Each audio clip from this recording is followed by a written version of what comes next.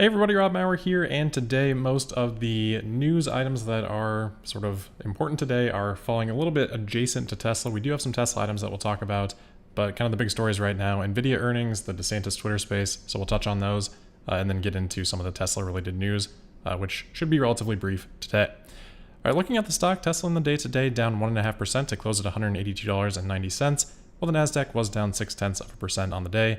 Tesla recovering a bit after hours, up about 1.25% right now, of course following Nvidia's earnings, which seems to be providing a lift to a number of stocks right now. So just to quickly touch on that, Nvidia did beat expectations today, but more importantly, they gave really strong guidance for Q2.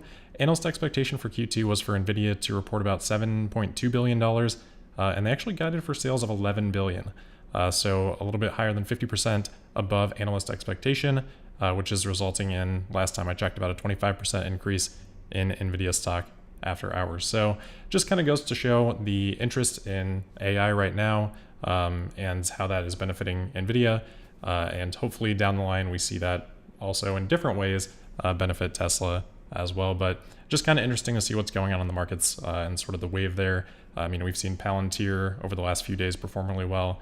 Since their earnings report, they seem to be jumping significantly after hours today on this report too. So just a lot of interest flowing into that space in the capital markets right now, which obviously has some correlation to Tesla in certain ways.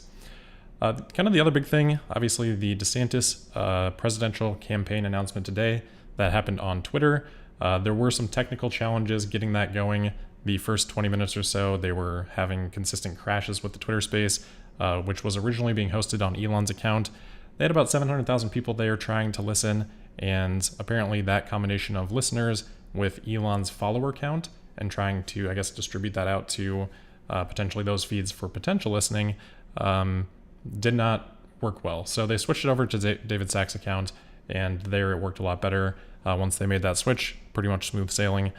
He had about 300,000 listeners at peak on that space, and obviously since then, more people listening to the recording. So nothing too major there in terms of Tesla news, but obviously with something that is such high visibility and closely connected with Elon Musk, there's going to be a little bit of runoff there. So as Elon said, and as we talked about yesterday, he does welcome other conversations with other presidential candidates across the political spectrum. So hopefully we will see that. I would say in general, this was a very friendly conversation with DeSantis, as probably should be expected since this was an announcement, and that's something that should be beneficial for Twitter as a platform. All right, getting into some of the Tesla stuff. Meant to cover this yesterday, but there was a new Form 4 that I think came after hours yesterday, and this is for Tom Zhu. And there's been a little bit of misunderstanding, I think, on this. So this Form 4 is showing the sort of acquisition or granting of what looks like 339,000 shares, but I believe this is just showing the granting of an option for this amount of shares. So this is not Tom Zhu exercising these shares, rather an option being granted to him, which kind of explains why these would be his first shares. But if we look at the previous filing from Tom Zhu that we saw, I think back in April, it shows, of course, that he does already own 66,000 shares, and of course a number of different other options that should vest over time. So I think this is just something that is being added to sort of his incentive package as an option that he can earn and vest over time. Looks like that expires in 2033, so 10 years out from now. All right, the next news item. Tesla today, or Minnesota, over the last couple of days, has finalized a law that adds a new EV rebate of $2,500 for new EVs. They're keeping a similar cap, a little bit different in structure, of $55,000 on that incentive for the state of Minnesota. And they're also adding a used EV credit for up to $600 on a used vehicle, and that cap is at $25,000. Unlike the federal EV tax credits, there is no income limit on this. But it looks like they're capping this sort of pool for EV credits at about $16 million in total. And I'm not sure how long that runs for, if that's just going to sort of run until the funding is gone, or what the situation is there. So a couple of quick comments on this. If we look back to our sort of vehicle registrations by state that we've looked at for sort of Tesla insurance coverage, this isn't Tesla, but just from the automotive dealers, I believe, put this together. 1.5% of the market being Minnesota in terms of total vehicle registration. So it's obviously not the biggest, most impactful state. Nevertheless, it is always nice to see a little bit of benefits added there for EVs. The other kind of consideration I think to make with this is that as Tesla starts to head down this path for advertising, this is something that I think in these states probably could use some additional awareness of. We talked about that a little bit with, the Oregon incentives that were really strong and unfortunately have been put on pause. But since this is newly added in Minnesota, something that people aren't going to be aware of, that really highlights how cost effective it is to potentially get an EV in Minnesota right now when you stack this credit potentially on top of the federal credit, which even that people probably don't have great awareness of. So good news on Minnesota, and hopefully we see some promotion of that in one way, shape, or form. All right, next, I don't want to spend a lot of time on this because we spent a lot of time on it yesterday, but just coming back to the Axios Harris poll on brands, one other data point that I wanted to cover today, which I had some time to look back at. I tried to do this yesterday, but found the links today. Tesla in 2019 in the survey. So obviously we know what kind of unfolded after 2019. 2020, obviously a great year for the company and for the stock. But Tesla in 2019, in this iteration of the poll, had dropped 39 spots in a single year. Their rating dropped to 75.4. And again, that's kind of what we see this year, dropping 50 spots, dropping to a 74.3. Really not a material difference in either of those numbers, I would say.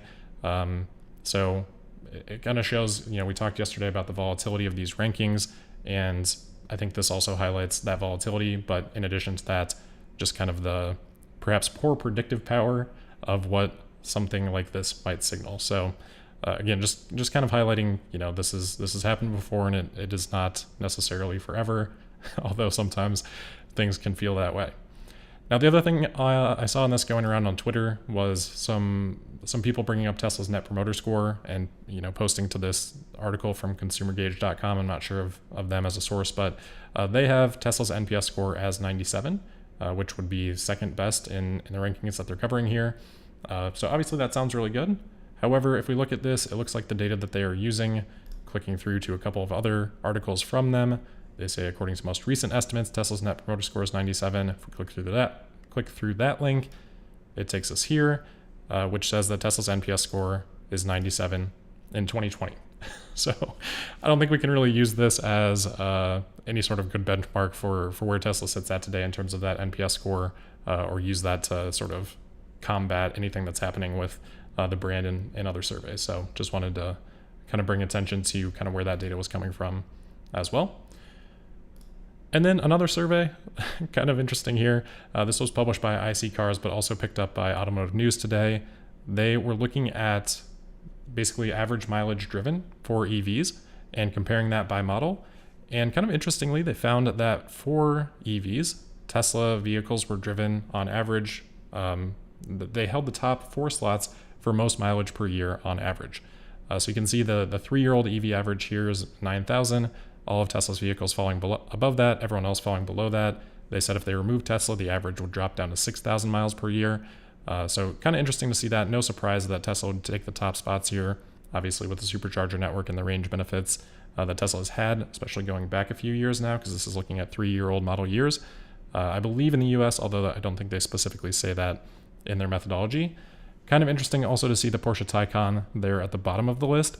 But in general, I wouldn't put a whole lot of weight in this, because if we look at the Model Y, they're saying it's 10,000 miles driven per year.